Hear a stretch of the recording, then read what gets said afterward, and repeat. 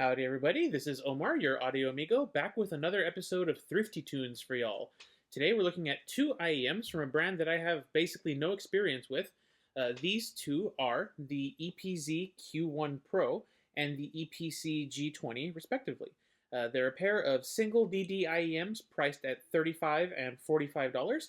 While these two use slightly different drivers, the Q1 is a pure musical IEM, while the G20 is targeted at gamers, has a boom mic and a DSP cable. They're actually quite similar in my testing, and I decided to put them both in the same video. Which one is right for you? Should you even be interested? Let's find out. As usual, a quick disclaimer, both of these were sent to me by EPZ themselves for review. I'm not being paid for this review, but because I could turn around and sell these if I really wanted to, I've gone ahead and activated the paid promotion feature here on YouTube. I do these disclaimers because I believe in full transparency when there's potential bias besides my own personal taste at play. Thank you so much to EPZ for sending me these, and thank all of you for your support. Starting with the unboxing experience, both of these are actually quite similar in unboxing experience. They come in both roughly the same size box with similar packaging. You get a waifu on the G20, which is always nice. But yeah, inside the boxes, you'll find the IEMs themselves on a little foam carrier with the cables pre-attached. They both come with the same set of included tips, which is a single set of standard bore silicone tips in small, medium, and large. No second wide bore or foam options here. Not a huge deal in my opinion.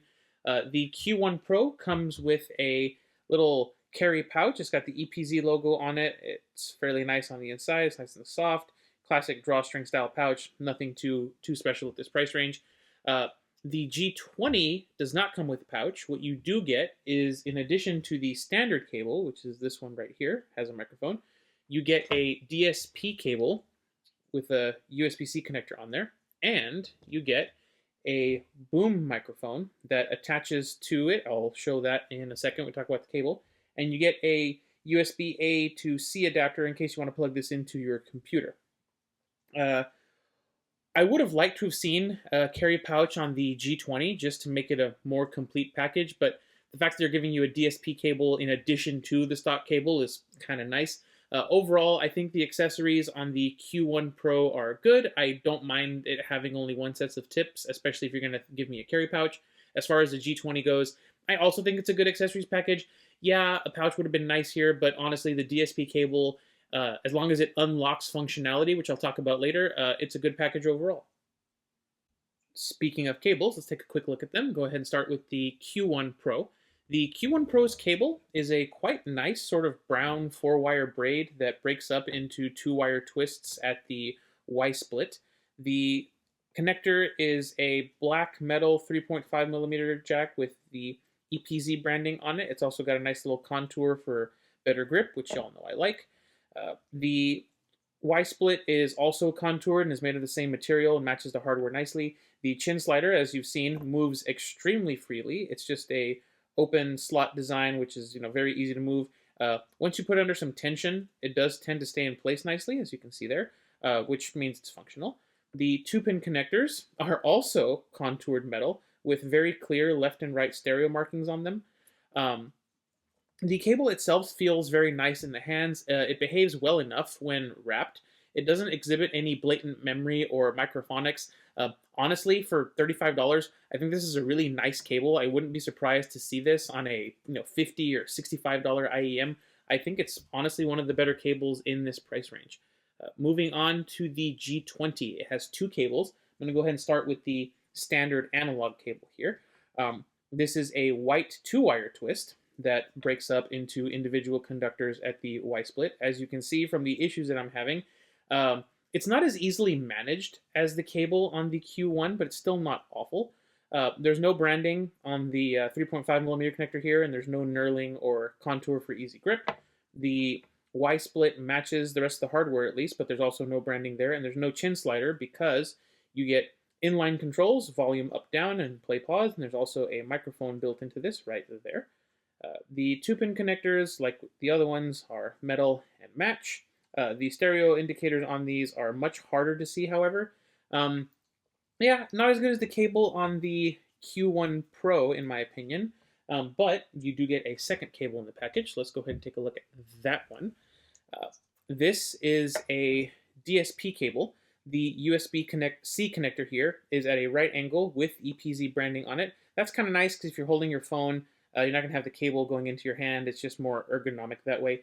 The other thing you'll notice is that this cable is a good foot longer than the other cable, which is nice if you're plugging this into the back of like a desktop PC or a laptop and you need to get up. I tend to prefer longer cables for desk use. I appreciate the extra length. The wire itself is a chunky single wire that breaks up into smaller wires at the Y-split.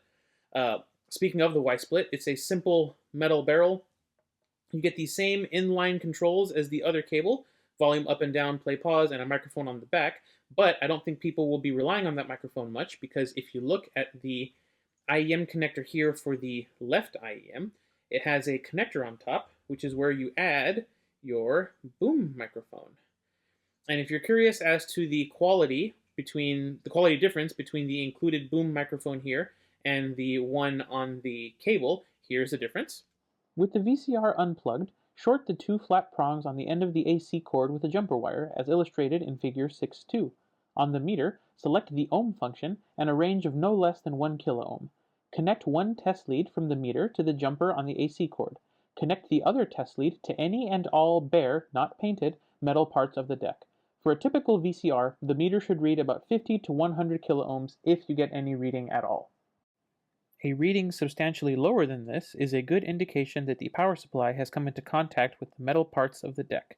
If this happens, inspect the power cord as it leads into the deck, as well as the on-off switch, the transformer, and the wires leading from the transformer to the printed circuit board.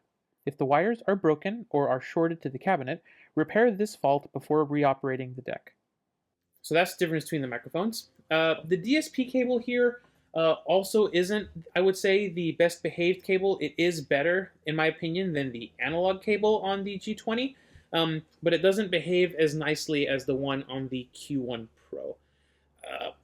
Honestly, I don't care about that too much because the DSP powers that it unlocks are pretty good, but again, I'll talk about that later.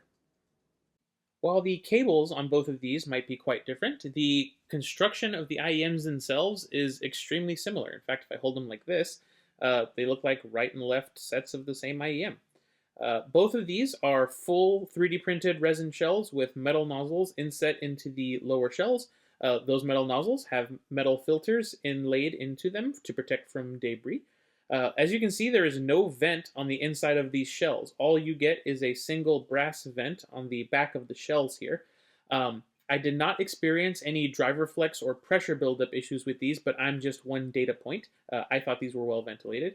All things considered, I think the build on these is very solid for the price. I can't make out any seam or join between the faceplate and the bottom of the shells. I think that the resin fill that they're using here must be very good quality. For $35 and $45 respectively, I think that for $35 this is a bit better build quality than other full resin shells at this price point, and this is certainly not worse than any build quality at this price range. I think both of these are very solid and they should hold up quite well over time. So let's talk about the specifications of these, and you know what? They're near identical, which is part of the reason I want to do these two together. Both of these feature a 10mm dynamic driver. EPZ say that the Q1 Pro has an LCP plus PU diaphragm, while the G20 has a silicone plus PU diaphragm. Regardless of diaphragm material, they both have identical impedance and sensitivity, and you shouldn't need an amplifier to drive either of these. The nozzle dimensions for these are identical. In terms of weight, the Q1 Pro is a little bit lighter in the shells, and the cables do have different weights as well, but I would consider both of these to be very lightweight IEMs. So yeah, they're both lightweight, single DD IEMs with nozzles on the smaller side that don't really require an amp. They don't change sound when exposed to impedance adapters either, and the stock cables, at least the analog versions, have an extremely similar impedance characteristic.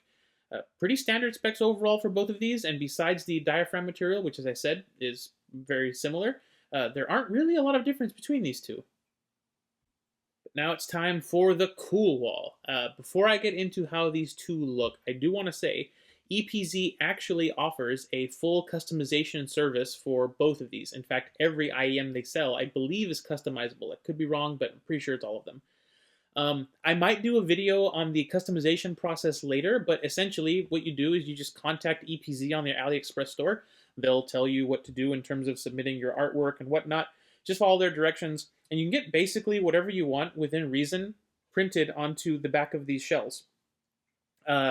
Look forward to that video if I do decide to do one. But as far as these two go, in terms of looks, I much prefer the Q1 Pro. It looks, in terms of faceplate, like it costs much more than the $35 price tag suggests. I like the swirly blue resin look, as y'all know. The quality is very good. I'm going to go ahead and stick the Q1 Pro in cool and the G20 in bland. That being said, however, if you can get whatever you want printed on these shells, then for you, potentially, it could end up in Sub-Zero. This time, we're placing 2 IEMs before the council ladies for their evaluation, so let's see what they have to say. First thing I asked, are these pretty or not? And we get a 4-to-1 verdict in favor of pretty, so these must be doing something right. Maybe it's the colors on the G20, maybe it's the swirls in the Q1 Pro. Let's find out. I asked them which of the 4 designs do they like best. The Q1 Pro takes it 4-to-1 against all the color versions of the G20. Only lady number 5 prefers the pink on the G20 over the swirls on the Q1 Pro. Will wearing these get you compliments? It looks like they should. Only one no from lady number 4 here. And finally, here are their thoughts. We've got a lot of love for the swirled faceplates here, as is pretty common with Council of Ladies. One thing that I will say is that unlike other brands, all of the photos I've seen of the Q1 Pro from other reviewers or people on social media, the faceplates seem to be pretty consistently good in terms of color swirling. I haven't seen a disappointing faceplate yet. Mine are also pretty good. So at least based on the admittedly limited anecdotal evidence that I personally have seen, it's likely that you'll get a good swirl, unless you prefer whatever the heck millennial pink is like lady number 5 here. In terms of comfort, the shape on these, as I mentioned, is identical, and I feel like they're very well thought out in terms of how they fit your ear.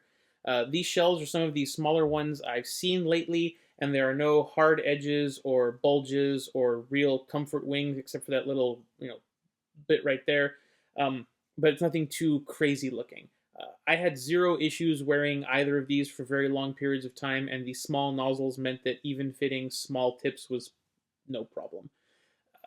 These tended to disappear into my ears when wearing them. I could get a very easy deep fit. I was able to form and maintain a seal with no issues whatsoever.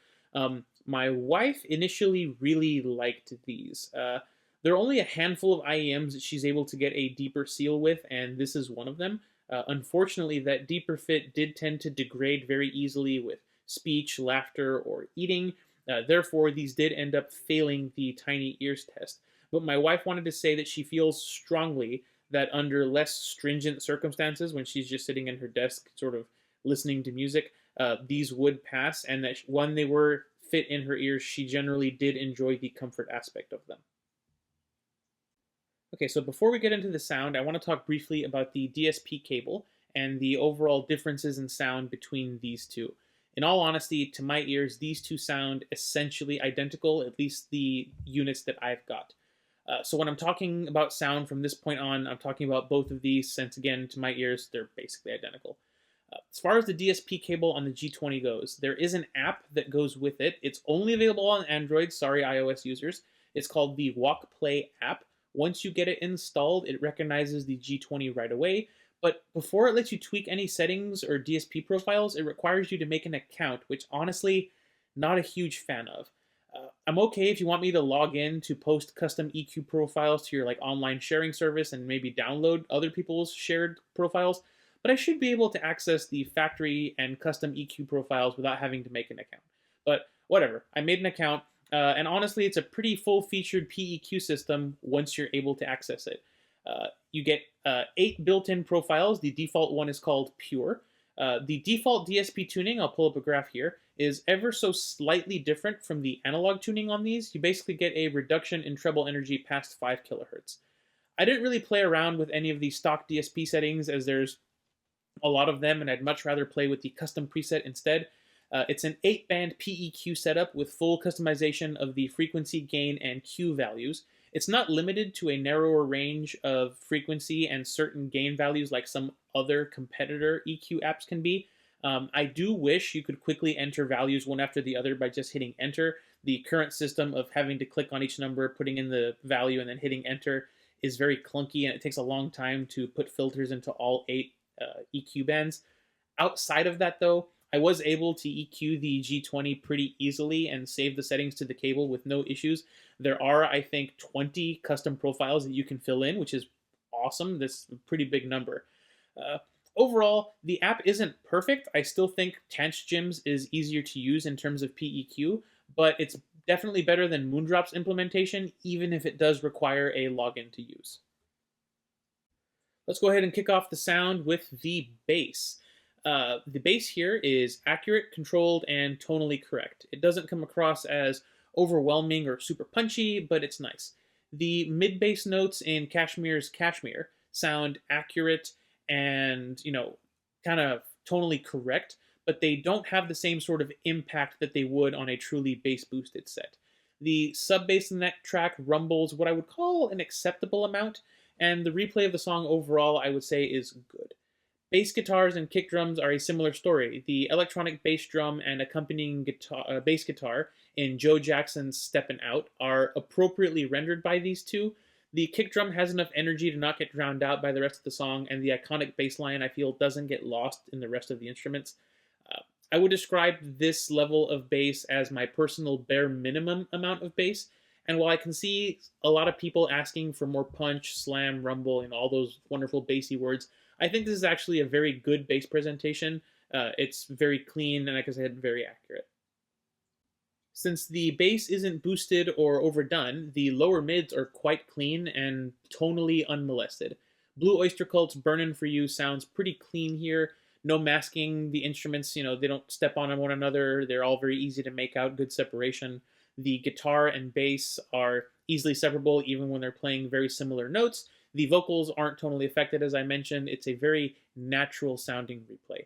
I can see some folks wanting a little bit more warmth to the sound, but I think, as I said, it's very correct sounding. As far as female vocals go, the G20 Q1 Pro Duo does a good job here by emphasizing the fundamental frequencies of female vocals, but they don't sound domineering in the replay, and they don't overshadow the rest of the track. Hololive Idol Project's Suspect, I feel, is a good example. You've got all 3 ladies and their voices basically the center of attention on this track. There's no impacted nasal tonality from the upper mid-range, and there's no hollowness from the harmonics that they present. Overall, while I personally really like the way female vocals are done here, I could see some listeners thinking that this is a bit on the shouty side. But for me, I think this is just a good sort of vocal forward set. It's got good, not overdone emphasis on female vocals. The mids overall, I feel, are very correct and clean sounding. Unbothered tonally on both the low end and the high end. Instruments are great. Overall, very well done mid-range. The upper mids and the treble here have great energy, leading to a brighter than neutral tonality for me. The female vocal harmonics have great amounts of energy, and as I said, they don't bother the fundamental frequencies. Ann Wilson's vocals in Heart's Crazy on You sound really great on these. The subtle effects on her breaths close to the microphone and the harmonics that are thrown off when she hits those higher vibrato notes, I don't feel like they're overblown. I don't feel like they're, attacking my ears. The decay is not too quick, not too slow. It's very well done. It's a nice focus on the harmonics without being overly fatiguing, at least to my ears. Percussion harmonics are a similar story. Stevie Wonder's As is a great percussion test track for me personally. You've got tambourines, cymbals, bells.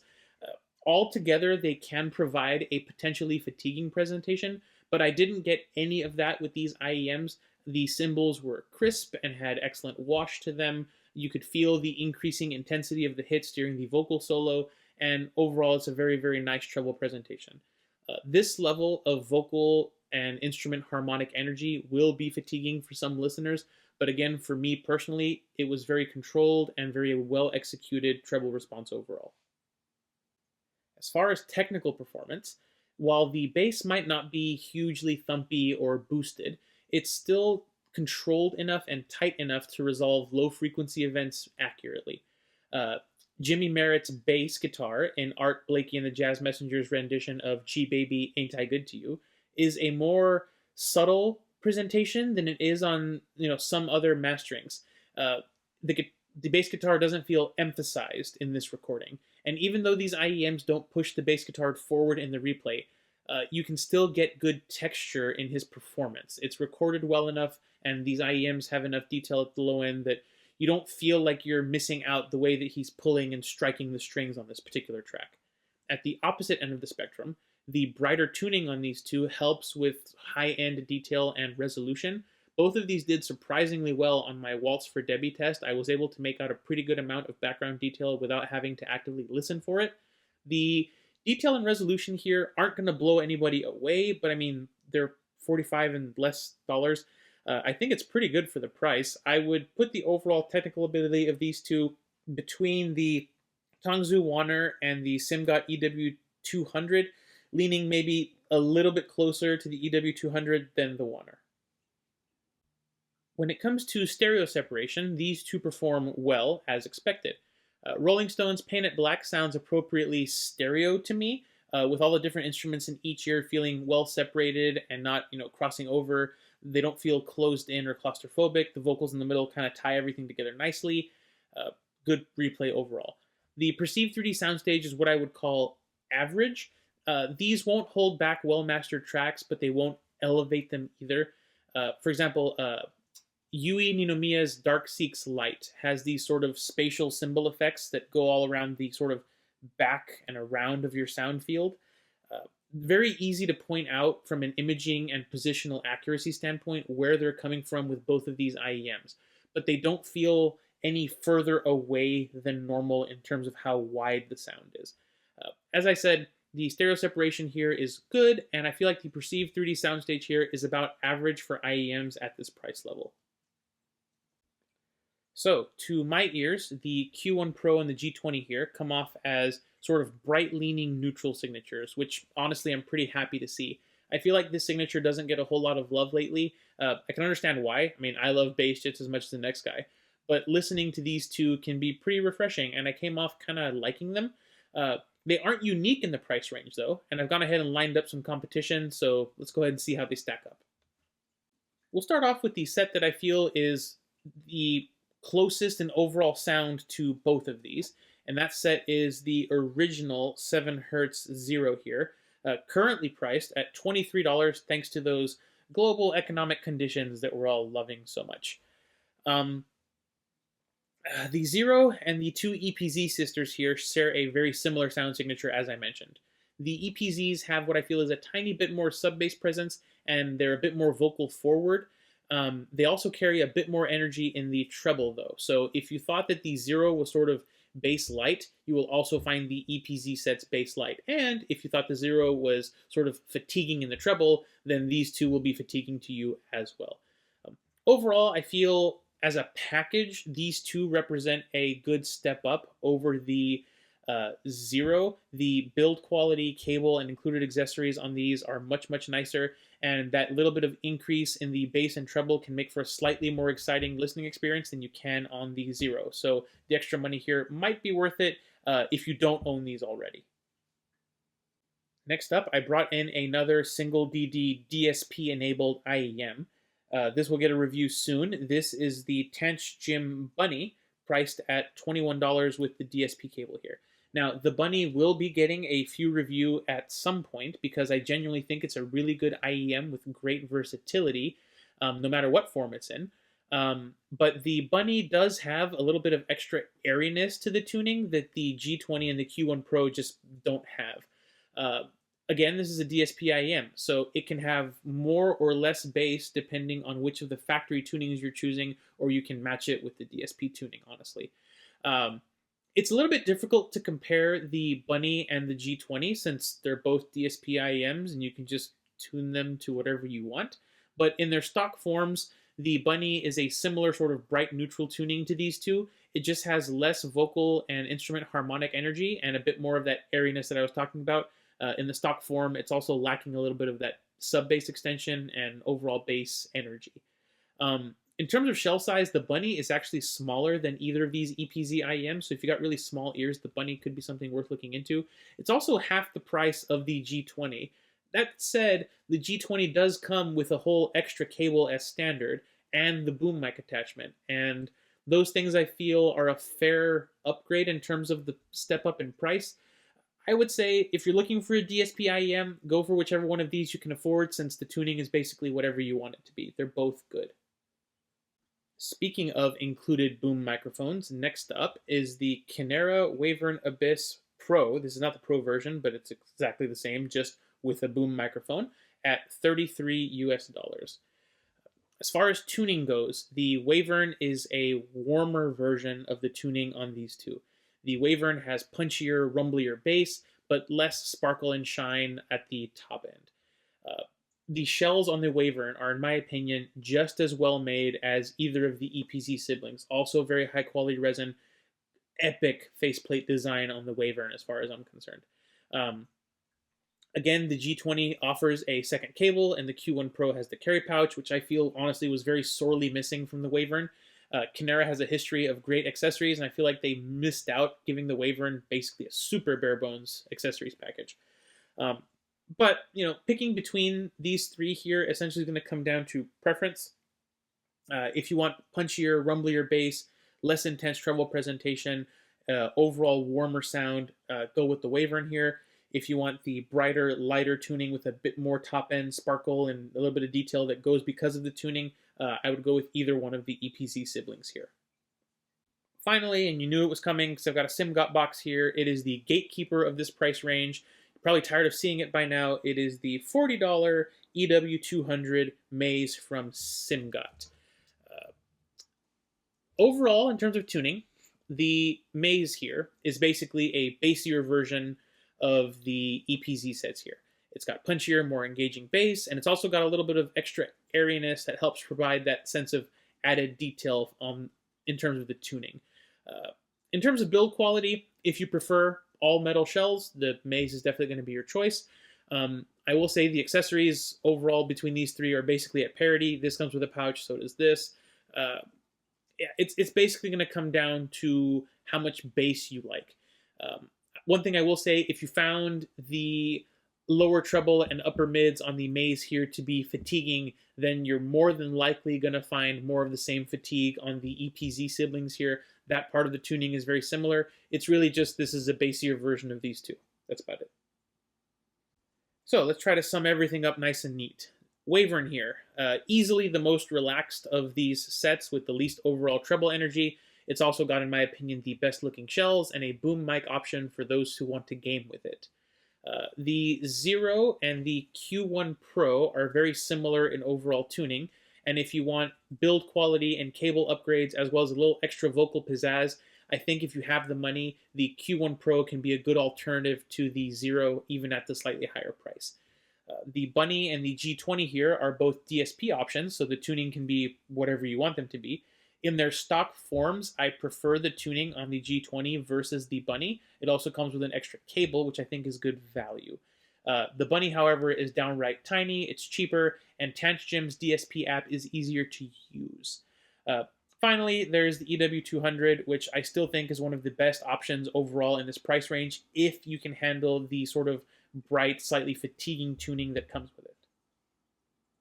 So, with the comparisons done, it's time to move on to the Audio Amigo Arbitrary Rating Scale. And we're going to be kicking things off today with the Q1 Pro. I think it's the easier one to evaluate. I essentially see the Q1 Pro here as an upgraded Zero for a bit more money. The shape of the shells on the Zero doesn't work well for some folks. Some people just really don't jive with that angular shape. And I think the more conventionally shaped shells on the Q1 Pro here are going to work better for more people. Throw in the, in my opinion, much, much better cable and the carry pouch, and I think, honestly, the increased price compared to the Zero is pretty well justified. I think it's a good alternative so long as you have the extra $10 that this is going to demand. The Q1 Pro is going to wind up alongside the Zero in the This is Brilliant category, as I feel that the tuning is good for lots of genres, and it's a very, very solid IEM overall. As far as the G20 goes, it's $10 more than this, and you lose the carry pouch. What you do gain, though, is the DSP cable and the ability to unlock the PEQ functionality in addition to the boom mic. Personally, I don't really care too much about that boom mic, but the DSP cable is what is interesting to me. if you rock the analog cable on the G20, you can take this DSP cable and you can stick it on basically any other IEM that you own that might need some EQ help. And for a decently low price, you can essentially get a solid IEM in analog form and then a DSP cable for you to stick on something else and improve it. I think that this, with the sort of boom mic and the brighter tuning, is a very good choice for the money if you're looking for a sort of gaming IEM. Especially in this price range, I think that this is one of the better options with a boom mic because it comes with the second cable. Overall, I think it's a good value package. This is also going to go up in This Is Brilliant. The tuning on these two, as I mentioned, is quite good, and even though the pricing is a little bit higher than some of the things I've compared it to, I think the value on these two is pretty solid, whether you're a gamer or a more traditional IEM buyer. One last thing that I wanted to mention on both of these is the customization potential. I personally don't think spending sort of $30 to $45 on custom faceplates for an IEM that costs $35 to $45 by itself is the best way to spend that money. I think it's better to spend that to upgrade to an IEM with better performance or technicals or accessories. But I also think there's something kind of neat about being able to buy a fully customized set of IEMs like this for under $100-ish bucks all in. Recommendation time. First thing I'm going to say is I don't really recommend either of these if you're a bass head. Neither of these will offer that rumble, slam, punch, or satisfying bass response you might be looking for. These also aren't for people who are treble sensitive. There's just way too much energy up in the harmonics and in the air for people who can't stand it. If you already have the 7Hz Zero, I don't think these are for you either. They do offer a better cable and better overall fit, but they're not enough of an upgrade in terms of sound quality personally to justify the cost. But I do think that these can be the right fit for a lot of people. The Q1 Pro, if you're looking to get your first IEM and you're sort of looking at the Zeros and they're not on sale currently in your country, I think this is a very solid upgrade in terms of comfort and usability, and I think they deserve to be on your shopping list. This is also, like I said, a great starter IEM full stop. The cable is really nice, the tuning makes it a good all-rounder, and the fact that it has a carry pouch makes it a bit better value than some other options in this price range. Lastly, I'm going to recommend it if you want to try out a custom faceplate and don't want to spend a fortune on that sort of thing. Honestly, the G20 is going to get recommended to a very similar crowd, but rather than recommend it for people getting their first IEM, I'm going to recommend this to gamers that are looking for a plug-and-play solution with a good built-in microphone at a good price. I also think they're a solid choice for anyone looking to get a good IEM and have the ability to try DSP on this or any other IEM, as the Apple implementation is pretty good compared to some of its competitors. Overall, I would say both of these IEMs are very solid. They represent a good value, especially when they're on sale like they are right now, and they do tend to go on sale pretty often from what I have seen. But that's going to wrap up this one. EPZ nailed a pretty favorable first impression with these, all things considered. Something tells me we won't be seeing the last of these on the channel.